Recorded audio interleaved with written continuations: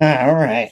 First, before we continue here, I want to stress that the best way to help us is to go to www.thatsomepoint.squarespace.com, join the email list and such. And we're sorry for some of the transcripts not being there. It's it's a lot of work for just the two of us. Right now, we're going to try and build it's the best way to survive is build this a membership site, and it's what we're working on right now. We're working on building this membership site, and it's not perfect, and you don't need a membership right now, but we're trying to get like the Patreon subscribe stuff put in there so you can get early access. We're trying to figure all that out, but we're like not really the tech savvy. I mean, I learn slower. I have post-traumatic stress and some mental deficiencies from being injured in Afghanistan and such. So I learn slower, so it takes me a while to get up to snuff with learning these new technologies. And we did add a donation page, which is why I'm talking. It's the best way you can help us. Go there. You can donate. You can donate crypto if that's what you're into. I mean, I don't know why anybody would donate Bitcoin when it's that expensive, but if that's what you're into and that's what you use and that's all you have, you can donate to us for that. Well, not right this minute. We're waiting for the crypto wallet to come in so we can set up the places where you can donate it to. But you can also the Patreon and Subscribe Star links are there because that's what we have right now. So consider donating. You get early access to the That's On Point podcast, and you can submit topics that you want me to talk about here on the Thought of the Day. And that's the best member. We're going to work from other membership benefits, and have like a tiered membership. It really is the best model for survival. We also have to figure out how to get our own server, which I'm not sure how to do, but we're going to get into all of that. But donations help. They help go do that. They help go fix the studio. They help keep the lights on because we're really doing this like right now. This costs money. We don't make money off. I mean, it makes a little bit of money, but we haven't got any payout. Like we haven't reached $10 to get a payout on the audio platforms. But like right now we spend money. Like, it's been almost $100 a month, and we're gonna keep it going. We're gonna keep the lights on, and that seems to be the best way. Which is speaking of which, Poland is not doing really good with the world today, and I almost forgot to shut my phone off. I turn it down. I got to look up my notes, and my volume's off. Thank God nobody called me because I really forget things sometimes. It happens when you get blown up and your head gets rattled around. You can't really. Ugh. I see. I can't even think about what I'm saying. You can't really think or prop. It takes you a while to process things. So that's why sometimes I pause. I gotta like run it through my head a couple of times because it doesn't sound right. And it's even sometimes to me, and even sometimes when I say it, it doesn't sound right. That's the beauty of speech. We all speak differently, but we can all communicate. I know Stixhammer was talking about it this morning. Poland's like takes on big, yeah, takes on big censorship.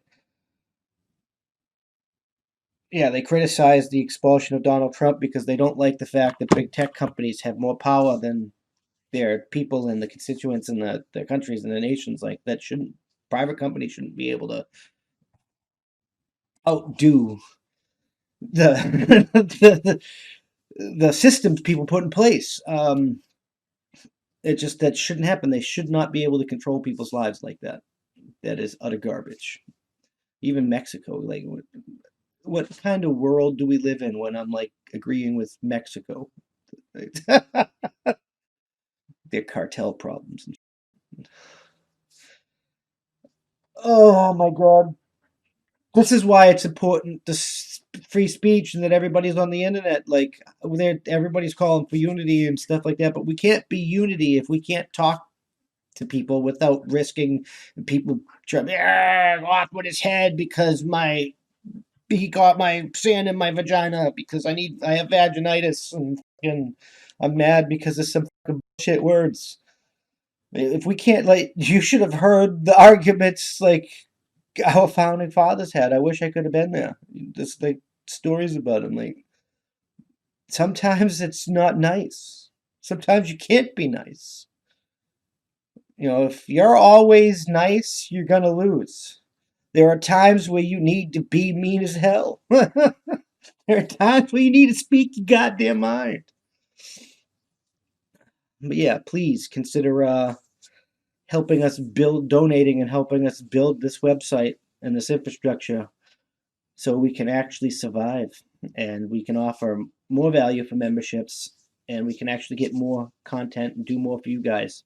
And we can survive around to continue because that's the only way. We got to continue. We got to get on. Like we either sell out to somebody's be on their platform, or we build our own. And we don't have funds or resources and whatnot to start building our own right away. Besides looking into the research, which I am going to get into, but I don't like really asking for that stuff. But it's how the cookie crumbles. This is how we do it. We help each other.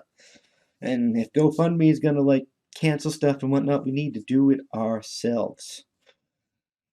Which is going to be hard with like free speech.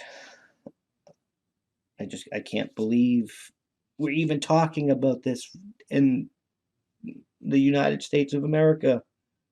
Our founding fathers would be rolling in their goddamn graves right now. Do you know New York's the newspaper in New York, right, during the Revolutionary War, which lasted 30 years, by the way, they berated with ignorant stories about George Washington. Like truly ignorant stories about George Washington. George Washington, when they took New York, put soldiers at that newspaper to protect the owner and the employees, which I think was just the owner at the time, from the other Revolutionary War soldiers, because that was the value of free speech.